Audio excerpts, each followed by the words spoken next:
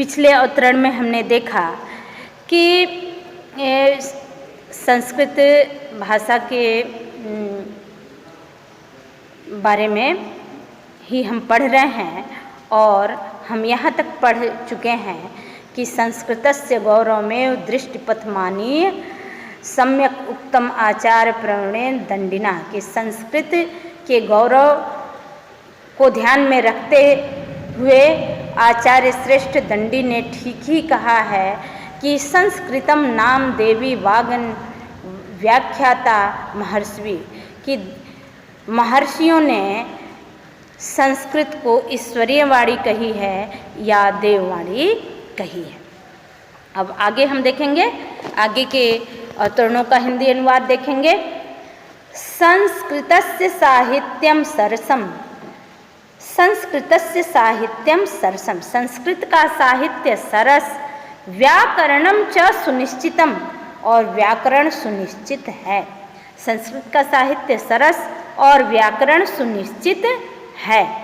तस्य गद्ये पद्ये च लालित्यम भावबोध सामर्थ्यम अद्वितीयम श्रुति माधुर्यम च वर्तते, उसके गद्य पद्य का लालित्य और भावबोध का सामर्थ्य अद्वितीय तथा श्रुति माधुर्यम और सुनने में वर्तते, सुनने में मधुर है। फिर से देखें, उसके गद्य पद्य का लालित्य और भावबोध का सामर्थ्य अद्वितीय तथा सुनने में मधुर है। श्रुतिम माधुर्यम च वर्तते, यानी सुनने में मधुर है।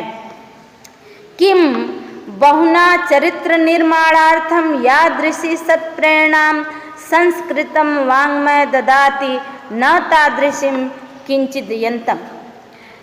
किम बहुनाम, यही नहीं, चरित्र निर्माणार्थम, चरित्र निर्माण के लिए यादृशीम सत्प्रेरणा, जैसी सत्प्रेरणा संस्कृत वाङ्मयम ददाति, संस्कृत साहित्य देती है, वैसा अन्यत्र नहीं है, यानी कोई दूसरा साहित्य नहीं देता।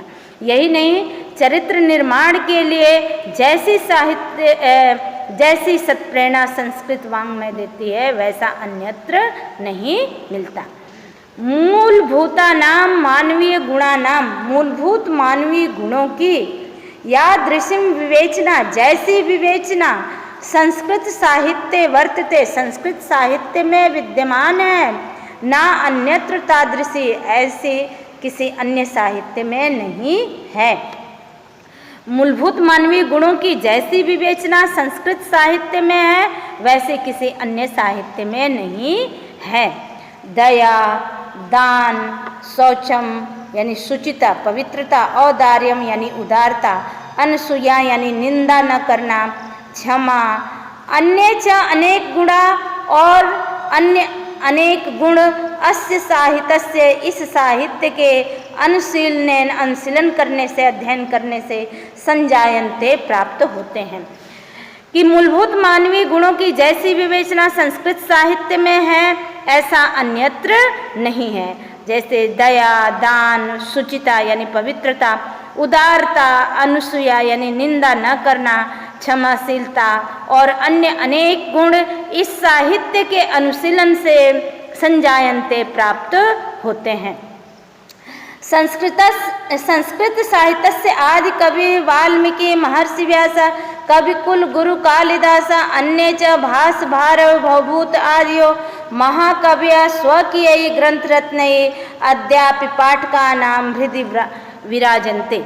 संस्कृत साहित्य के आदि कवि वाल्मीकि, महर्षि व्यास, कविकुल गुरु कालिदास, अन्य भास भारव भवभूत आदि महाकवि स्वकीय ग्रंथ रत्न, अपने ग्रंथ रत्नों से अद्यापि आज भी पाठका नाम हृदय विराजन्ते, पाठकों के हृदय में विराजते हैं।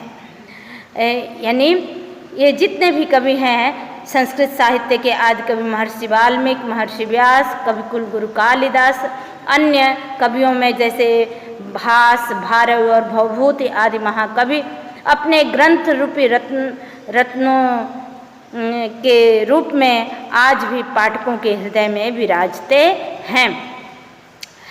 इयं भाषा यही भाषा अस्माभिः इयं भाषा यह भाषा अस्माभिः हमारे लिए मातृसम माता के समान सम्मानीय सम्माननीय वंदनीय च और वंदनीय है।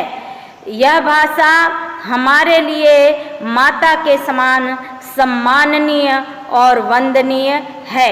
यतो क्योंकि भारत माता की स्वातंत्र्यम स्वतंत्रता गौरवम गौरव अखंडत्वम अखंडता सांस्कृतिक एकत्वम च और सांस्कृतिक एकता को संस्कृत नैव संस्कृत ही सुरक्षितम शक्यन्ते सुरक्षित रखने में समर्थ है।